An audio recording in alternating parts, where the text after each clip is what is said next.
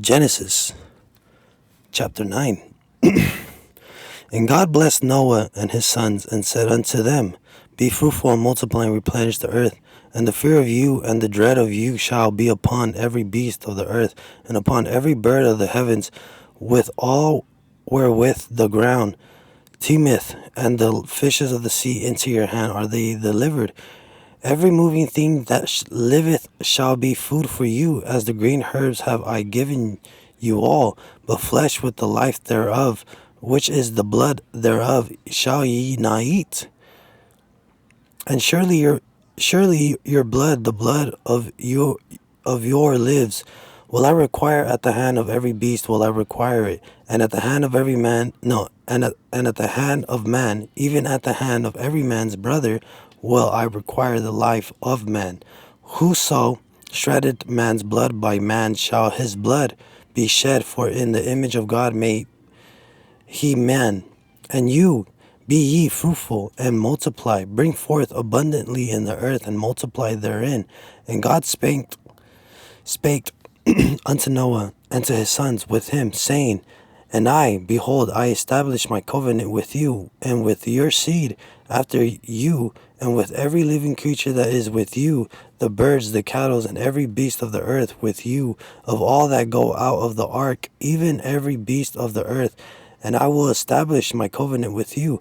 Neither shall all flesh be cut off any more by the waters of the flood, neither shall there any more be a flood to destroy the earth. And God said, This is the token of the covenant which I make between me and you, and every living creature that is with you, for perpetuate generations. I do set my bow in the cloud, and it shall be for a token of a covenant between me and the earth. And it shall come to pass, where I bring a cloud over the earth, that the bow shall be seen in the cloud. And I will remember my covenant which is between me and you, and every living creature of all flesh, and the water shall no more become a flood to destroy all flesh. And the bow shall be in the cloud, and I will look upon it, that I may remember the everlasting covenant between God and every living creature of all flesh that is upon the earth. And God said unto Noah, This is the token of the covenant which I have established between me and all flesh that is upon the earth. And the sons of Noah that went forth from the ark were Shem and Ham and Japheth. And Ham is the father of Canaan. These three were the sons of Noah, and of these was the whole earth overspread. And Noah began to be a husbandman, and planted a vineyard, and he drank of the wine, and was drunken, and he was uncovered within his tent. And Ham, the father of Canaan, saw the nakedness of his father, and told his two brethren without. And Shem and Japheth took a garment, and laid it upon both their shoulders, and went backwards, and covered the nakedness of their father, and their faces were backwards, and they saw not their father nakedness. And Noah awoke from his wine, and knew what his youngest son has done unto him. And he said, Cursed be Canaan, a servant of servants shall he be unto his breath. And he said, Blessed be Jehovah, the God of Shem, and let Canaan be his servant. God enlarge Japheth, and let him dwell in the tent of Shem, and let Canaan be his servant. And Noah lived after the flood 350 years, and all the days of Noah were 950 years, and he died. Genesis 9 is the new world constitution after the flood. A renewed blessing, a covenant guaranteed, and a sober reminder that the human heart is still fallen. It's also one of the most misused chapters in history, especially the curse of Canaan. So I'm going to be very precise. The renewed mandate, life continues, but the world is large. Chapter 9, verse 1 through 3. Be fruitful, replenish the earth. This echoes Genesis 1. God reissues the creation mandate. Humanity still has a vocation in God's world, but notice what's different now. A new relationship with animals. Fear and dread into your hand are they delivered. In Eden, there was harmony. After sin and flood, creation is now fully at peace. The fear and dread signals a fractured ecology. Human and animals now relate with tension, not pure cooperation. A permission a new permission to eat meat. Every moving thing shall be food for you. Before the fall narrative, food was described as plants. Here, God allows meat. That not necessarily God prefers violence now, a commendation in a world where life is harder, where survival and sacredcy scarcity are real. God provides more options but immediately places moral limits. Well, God is saying, I'm restarting humanity's mission, but you're restarting you're restarting it in a fallen world. I will provide and I will also restrain. The blood prohibition. Life is scarce because life belongs to God. Flesh with the life thereof, which is the blood thereof, shall ye not eat. Blood symbolizes life. The command teacher that even when humans take animal life for food, they must do it with reverence. Life is not cheap and it is not ours to treat casually. This becomes a major biblical theme later. Blood equals life offered, life protected, life accounted for.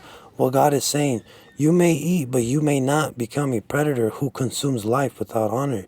Life is mine. The core moral law for society. Human life is protected by justice. Your blood will I require. Whoso sheddeth man's blood, by man shall his blood be shed. For in the image of God may be man. This is the Bible's foundation, basis for human dignity and justice in public life. God will require an account for homicide formed from animals or humans. The reason is not humans are useful or humans are powerful. The reason is image D. Every human is made in God's image. What this means, this is not a random endorsement of violence. It's a divine instancy that society must not slide back into Genesis 6, earth filled with violence. God builds a restraint mechanism into human community. Life has ultimate value, so murder demands public accountability. What God is saying, because every person bears my image, human life is inviolable, and justice must defend it. The covenant with all flesh. God binds himself to pursue the world. Chapter 9, 18 through 17. This is one of the most important covenant texts in Scripture. It's universal. With you, your seed, every living creature, all flesh. This covenant is not only with Israel, that comes later. This is common grace covenant. God promised to keep the world stable enough for history to continue. The promise is specific. Never again flood to destroy the earth. God is not saying no more judgment ever. He is saying this particular kind of total destruction by flood will not be repeated. The sign, the bow in the cloud. I set my bow in the cloud. In the ancient world, a bow is a weapon of war. The image is startling. God hangs his war bow in the sky, pointing it away from the earth, as if to say, I put the weapon down. And he says, I will remember. Again, remember means covenant action, God's faithful restraint. What God is saying, I am committing myself to mercy and stability. I will keep the stage of history intact so redemption can unfold.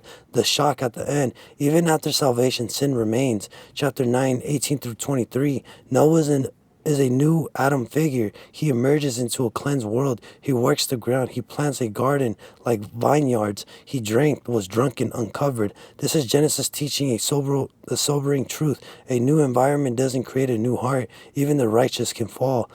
Ham saw the nakedness and told. The text highlights not mere accidental sight, but an attitude, dishonor, exposure, possibility, contempt. In contrast, Shem and Japheth covered their father with deliberate care, refusing even to look. This mirrors Genesis 3 in reverse. In Eden, sin creates nakedness and shame. Here, righteousness acts to cover, not exploit. What God is saying, the flood resets the world, but it did not erase sin. The line between righteousness and corruption now shows up in how you treat vulnerability, whether you cover with honor or expose with contempt.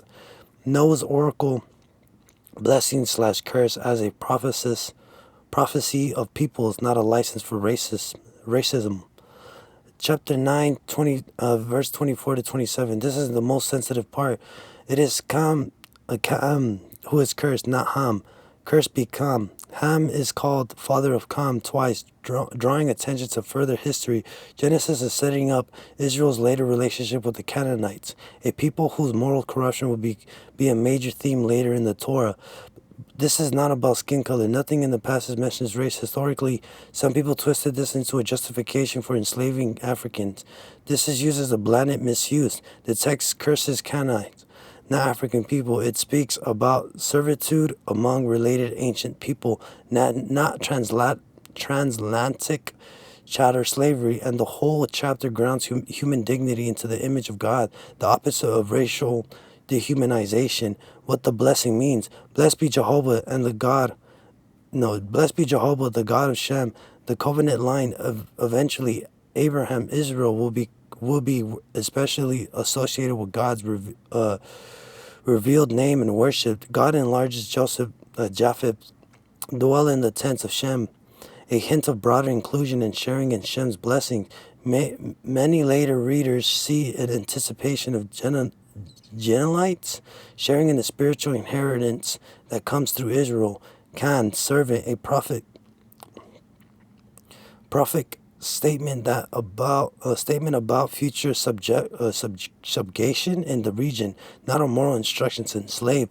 What God is saying: history will unfold with real moral consequences and real reversals, but my covenant purpose will move forward through the line associated with my name, and blessing will ultimately widen. The final theological shape of Genesis 9. Genesis 9 holds two truths together. God commits to preserve the world. Covenant rainbow sessions. Human sins persist. Noah falls. Family dishonors. Curse/blessings oracles. So God's plan for the world is not wipe and restart until human behave. It's covenant restraint plus long redemption. What God is saying: I will not destroy the stage again. I will govern it with justice and mercy while my redemption story continues, despite persist human sin. The main message of Genesis 9 in one sentence: God reblesses humanity, establishing the sanctity of life and justice on the basis of the divine image. Make a universal covenant of preservation singled by the rainbow, and then show that sin still lives in the human family, meaning the world's hope will not require covenant mercy and deeper redemption, not merely a fresh start. That is Genesis chapter 9. Peace.